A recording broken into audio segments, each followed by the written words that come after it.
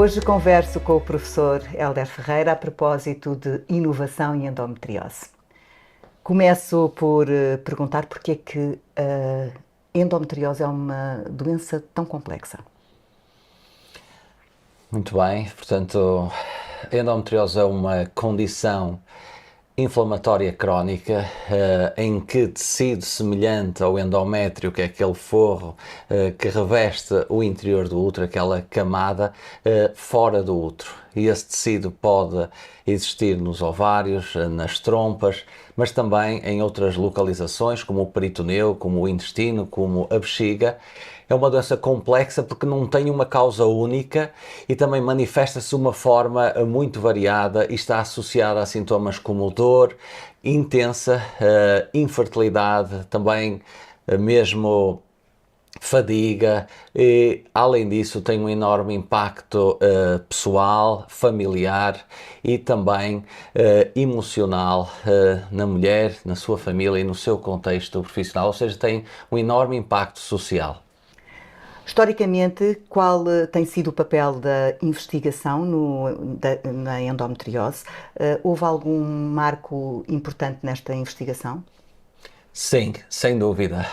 A investigação tem sido essencial para mostrar que a doença não é apenas uma dor menstrual.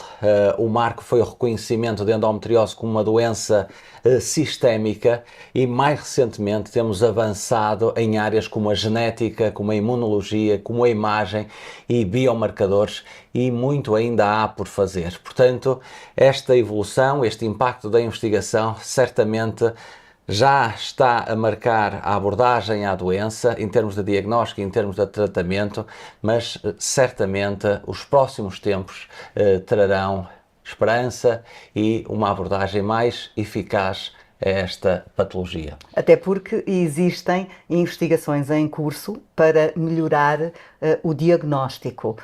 Há novos testes.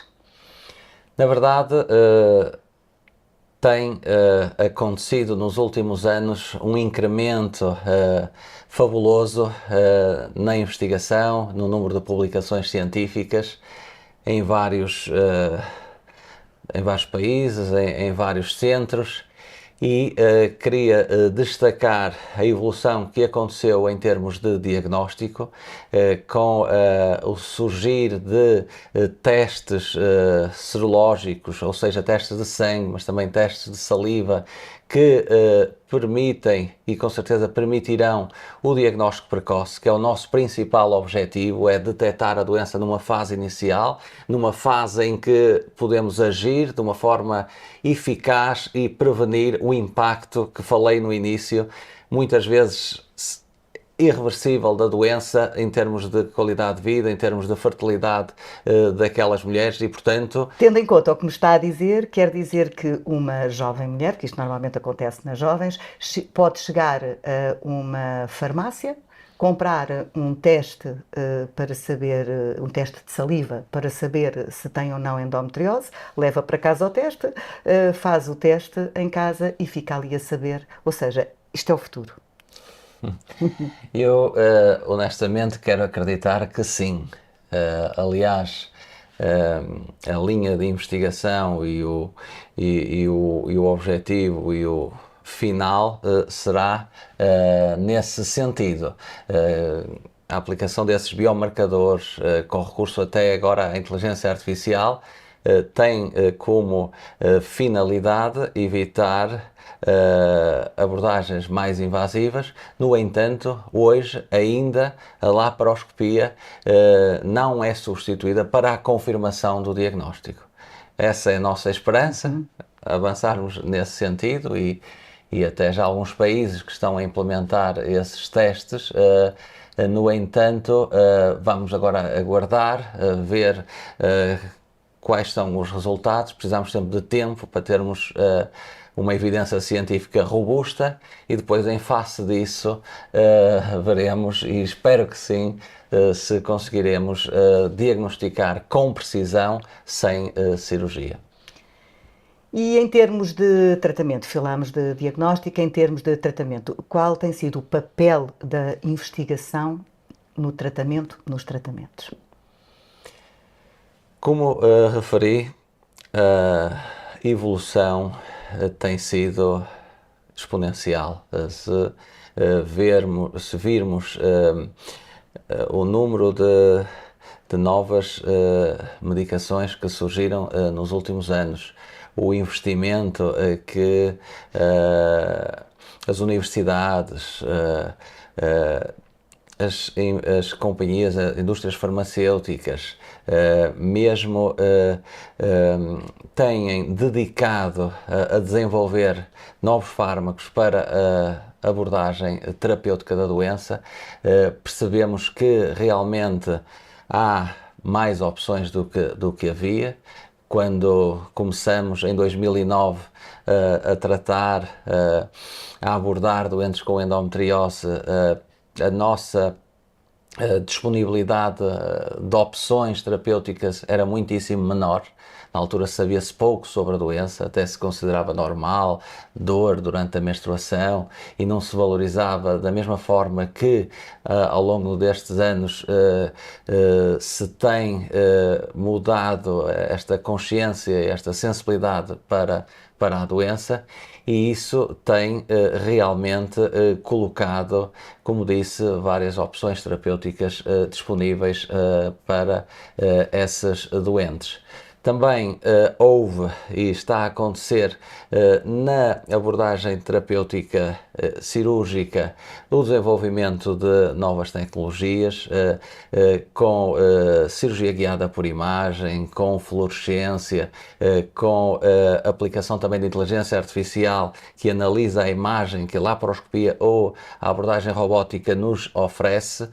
Permite e permitirá cada vez mais sermos mais eficazes e também seguros na abordagem da doença, porque uma das problemáticas ao longo destes anos tem sido a dificuldade técnica associada à cirurgia de endometriose, porque exige competências muito específicas e nesse sentido poucos grupos ainda têm essa capacidade, digamos assim, e portanto o que eu queria dizer é que com a introdução da inteligência artificial, com a introdução destas novas tecnologias, mais equipas, mais centros poderão dar essa mesma resposta para tratar eficazmente e de uma forma segura a endometriose. E existem novas abordagens terapêuticas. Sim, estamos a caminhar também para uma medicina personalizada, que é esse o objetivo, porque queremos no futuro adaptar o tratamento ao perfil genético, hormonal e inflamatório de cada mulher. Já existem ensaios clínicos a explorar isso, com base em biomarcadores e respostas aos fármacos. No entanto, hoje ainda o tratamento médico apoia-se muito na abordagem hormonal, em que se causa uma paragem da menstruação, porque sabe-se que a menstruação e a hemorragia uterina são fatores que podem ter um impacto menos positivo na doença, na evolução da doença, e também são muito associados aos sintomas como a dor menstrual, como a dor na relação sexual, como todas o impacto que tem em termos do aparelho digestivo, do aparelho urinário, e portanto estas terapêuticas hormonais têm como principal objetivo parar a menstruação. E realmente, em termos de sintomas, têm uma influência positiva e as mulheres sentem-se bem. No entanto, uma mulher em idade reprodutiva que pretende engravidar, estando a fazer uma abordagem hormonal, não é possível engravidar, porque só engravida se ovular, só ovula se menstruar. Se fizermos um tratamento para não menstruar, não há ovulação, não há gravidez. E, portanto, o caminho será em tentar desenvolver outras terapêuticas não hormonais, talvez imunológicas ou de outra índole, no sentido de permitir o bem-estar em termos de qualidade de vida, também de alguma forma evitar a progressão da doença e também, finalmente, se for esse o desejo da mulher, permitir-lhe a gravidez, ser mãe, que muitas vezes sabemos que é o sonho, e também sabemos que a endometriose é a causa mais frequente de infertilidade feminina. E assim, por isso é que a cirurgia ainda tem um papel tão relevante, porque a laparoscopia ou a abordagem robótica permite realmente fazermos a excisão da doença, a remoção da doença. E também, em muitos casos, quando a doença atinge a bexiga, os ureteres, os intestinos, permite realmente travar um impacto muito negativo que essa doença pode ter na função intestinal, na função urinária, mas muito também na função sexual. Esta doença tem um impacto grande em termos de dor na relação sexual, e isso com as inerências em termos emocionais, em termos psicológicos e também na sua vivência familiar, e portanto a cirurgia ainda continua e acredito que continuará a ser uma opção em muitas destas mulheres. Resumindo, há muita coisa a fazer, que está a ser feita nas abordagens terapêuticas. E a investigação já descobriu se há uma predisposição genética ou não para se ter endometriose? Sim. Estudos de genética mostram que existe uma componente hereditária. Filhas ou irmãs de mulheres com endometriose têm mais risco. Ainda não temos o gene da endometriose, mas já identificamos variações genéticas associadas à doença. Portanto, futuramente, através, portanto, do estudo genético daquela pessoa, poderá encontrar-se uma solução terapêutica para o seu caso e, se calhar, a cura. Eu quero acreditar que sim, e com base na nossa experiência, com base no nosso conhecimento, eu penso que o futuro do tratamento também passará por uma abordagem, por uma terapia genética. Vamos ver. E quanto ao sistema imunitário, tem implicações na doença? Há investigações em curso? Claramente, a endometriose é hoje encarada como uma doença inflamatória com disfunção imunológica.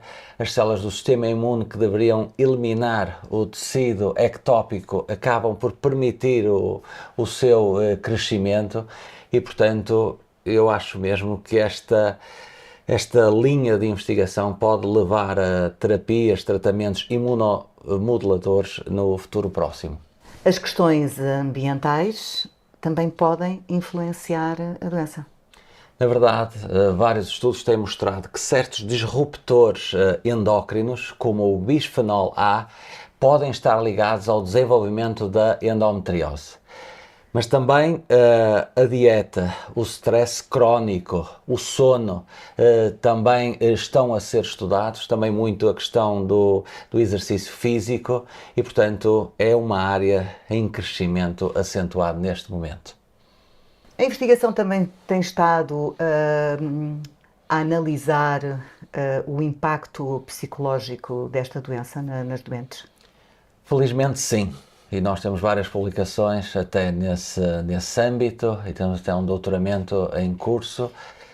A dor crónica, a infertilidade e a falta de reconhecimento da doença têm um enorme peso emocional. E os estudos mostram que a associação com a ansiedade, com a depressão e o isolamento entre as mulheres portadoras de endometriose e, portanto, há vários projetos a avaliar intervenções em saúde mental adaptadas à endometriose. Senhor professor, como é que as mulheres podem participar, podem contribuir para melhorar a investigação da endometriose? Muito bem, nós na Universidade do Porto temos desenvolvido vários estudos, desde há quase 20 anos a esta parte, As mulheres podem inscrever-se em ensaios clínicos, responder a questionários de base populacional, participar em coortes e registros nacionais, e cada vez mais os projetos incluem a perspectiva das doentes no desenho dos estudos, o que é essencial para tornar a ciência mais útil em prol da saúde da mulher. Em Portugal está-se a investigar intensivamente a endometriose. Que tipos de investigação estão a decorrer? Sim, estamos a investigar em vários centros, nomeadamente aqui na Universidade do Porto, mas também em Braga, em Coimbra, em Lisboa. Embora com algumas limitações em termos de financiamento, menos do que gostaríamos, certamente. No entanto, estamos a desenvolver projetos clínicos e laboratoriais de uma forma ativa, e também a colaboração com as associações de doentes tem sido fundamental para dar visibilidade a esta causa, nomeadamente a Mulher Endo, que tem realmente desenvolvido um papel desde o início muito importante, não só na sensibilização e consciencialização relativas à endometriose, mas também no desenvolvimento de investigação, de estudos, de ensaios, para melhorarmos realmente os cuidados prestados a estas doentes. E quais são as grandes questões por responder na investigação sobre a endometriose? Infelizmente ainda há bastantes e ainda não temos ou não sabemos ao certo porque é que algumas mulheres desenvolvem endometriose e outras não, porque é que algumas têm dor intensa com lesões pequenas e outras não. Eu acho que realmente precisamos de melhores marcadores de diagnóstico precoce e aquilo que falei, talvez novos tratamentos não hormonais. Sr. Professor, o que é que nós podemos esperar nos próximos 5 ou 10 anos? Eu estou otimista e espero avanços reais no diagnóstico não invasivo, tratamentos mais direcionados, maior reconhecimento social da doença, que é fundamental, e esperarmos uma abordagem multidisciplinar mais integrada, que inclua a ginecologia. É uma doença da mulher. Nós, ginecologistas, devemos assumir esta grande responsabilidade, mas também com o apoio da psicologia, da nutrição, da fisioterapia, entre outras áreas, nomeadamente outras especialidades médicas. Professor Hélder Ferreira, para terminarmos a nossa conversa, que mensagens é que deixa às mulheres que sofrem de endometriose e aos especialistas? Como mensagem final, gostaria de dizer que a investigação está a mudar a forma como vemos e tratamos a endometriose. Há esperança real. Para as mulheres diria, a vossa voz é fundamental. Participem, questionem, envolvam-se. Aos profissionais diria, nunca subestimem a dor. Escutar e atualizar-se é parte essencial do cuidado. Muito obrigada.